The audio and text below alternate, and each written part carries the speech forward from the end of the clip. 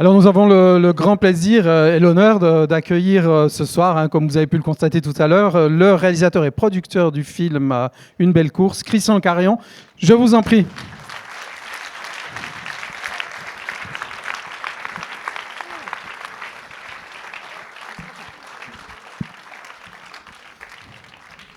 Alors, je vais commencer par une question simple. Vous pouvez un peu nous expliquer la genèse qui nous a conduit à ce film, Une belle course? La genèse, pour moi, tout commence dans un train, puisque je reçois le scénario qui était déjà écrit. Je le lis dans un train, un TGV entre Paris et Lyon. Et j'arrive à Paris en larmes. Et je me dis, j'ai envie de le faire. Donc je rappelle le scénariste pour lui dire que j'ai été très touché par son histoire, mais que j'ai envie de la réécrire à ma main. Je voulais changer des choses. Et c'est ce que j'ai fait. Et le scénario était écrit en pensant à Lynn Renaud, que je suis allé voir. Et en fait, il y a des fois, ça se fait tout seul.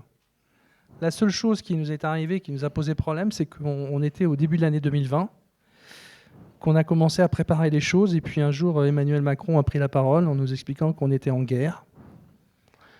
C'était le confinement. Et donc là, j'ai appelé Lynn Renaud. Je lui ai dit, tu sais, je pense qu'on ne va pas pouvoir tourner demain, ni même après-demain.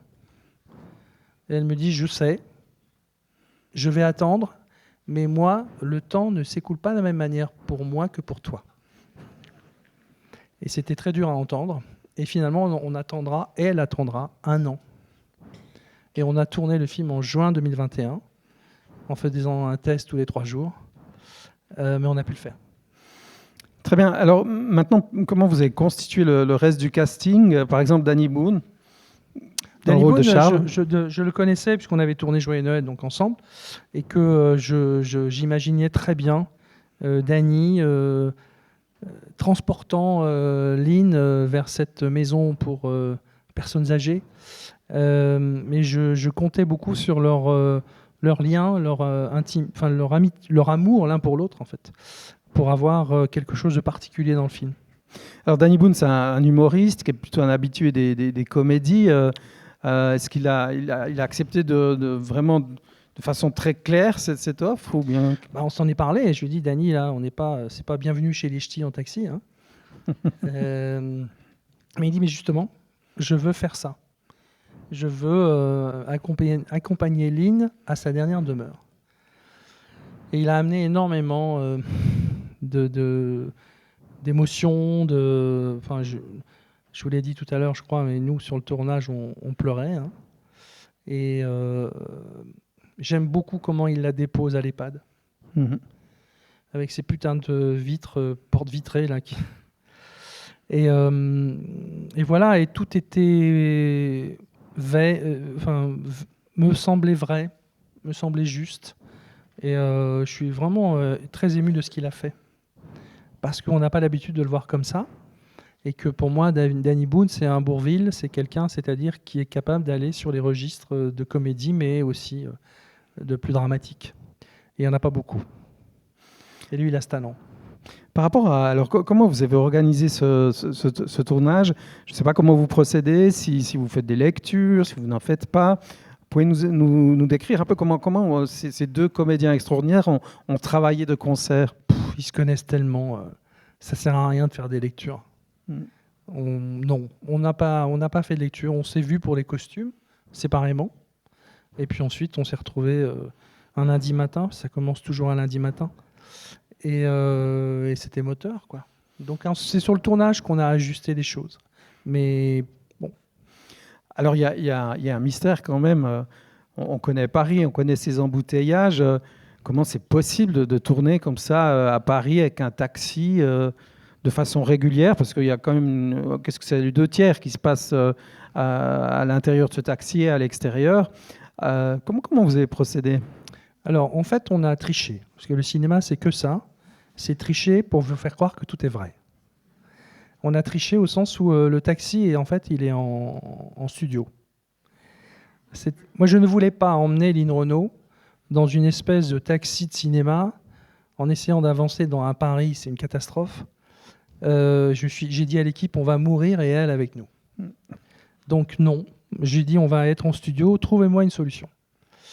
Et ils sont revenus me voir avec une technique qui consiste à mettre autour du véhicule, donc en studio, dans un hangar en gros, des écrans LED, c'est-à-dire de haute définition, 4K, qui faisaient 8 mètres par 3, sur lequel nous projetions ce qu'on est censé voir si on roulait dans Paris, vraiment. Et donc, j'ai installé Lynn Renault à l'arrière du véhicule. Danny Boone l'attendait assis à l'avant. 2 blagues en ch'timi. Elle rigolait. Moteur. Les écrans s'animaient. Et on avait vraiment l'impression de rouler dans Paris. Après, il y a des scènes où on est vraiment dans Paris. Quand elle veut faire pipi chez les Chinois, on est dans un vrai...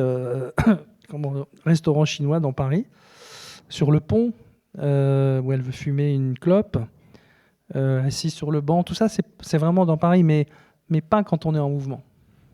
Et c'est le premier film français entièrement tourné avec cette technique, en fait. Il y a aussi un aspect qui est extrêmement intéressant, c'est la musique. Vous pouvez nous parler un peu de la musique? Moi, la musique, si j'ai pas de musique, moi, je meurs. Il y a d'abord le choix d'entendre des chanteuses noires américaines, et pas les moindres. C'est Dinah Washington, c'est Etta James. C'est des chansons que j'ai choisies tout particulièrement pour le film, parce que si vous parlez l'anglais, vous avez entendu que les chansons répondent au film, en fait. Et puis après, il y a un compositeur qui s'appelle Philippe Rombi, qui avait déjà fait la musique d'Une hirondelle a fait le printemps et Joyeux Noël, et que je retrouve à cette occasion, et qui m'a composé quelque chose que je trouve... là, je suis revenu 10 minutes avant la fin, là. C'est sublime ce qu'il a fait. Voilà. Je suis très admiratif parce que c'était hyper casse-gueule. Et il est là, et il vous emporte, il vous manipule, mais c'est ça le cinéma, hein. Avec tendresse, délicatesse, et puis tac. Bon, c'est un grand compositeur. Merci. Alors, cher public, est-ce que vous avez des questions à poser ou des remarques ou des appréciations à poser, à donner à Christian Carion, s'il vous plaît? Il y a un micro qui circule. Je suis revenu pour vous entendre. Voilà, exactement. Il brûle de vous entendre. Merci beaucoup pour ce film que j'ai aussi beaucoup apprécié. Merci, madame. Lynn Renault, j'imagine qu'elle a vu le film une fois terminé. J'aurais bien voulu savoir quel est son retour par rapport à ça. Elle l'a vu vraiment au milieu d'un public, comme vous, à La Rochelle le 22 août dernier. Et ensuite, les lumières se sont allumées, puis il y avait une petite caméra qui était là et qui était venue la voir et lui tendre le micro. Et ce qu'elle nous a dit, ça a été... elle s'est pris une standing ovation de 10 minutes parce qu'elle nous a expliqué qu'elle était très heureuse d'avoir fait ce qu'elle considère comme son dernier film, en fait. Et c'est ça qui était compliqué à entendre. Elle voit ça comme un film testament. Nous, on lui dit que c'est faux. Et elle se marre. Donc, ouais, elle nous a submergés d'émotions.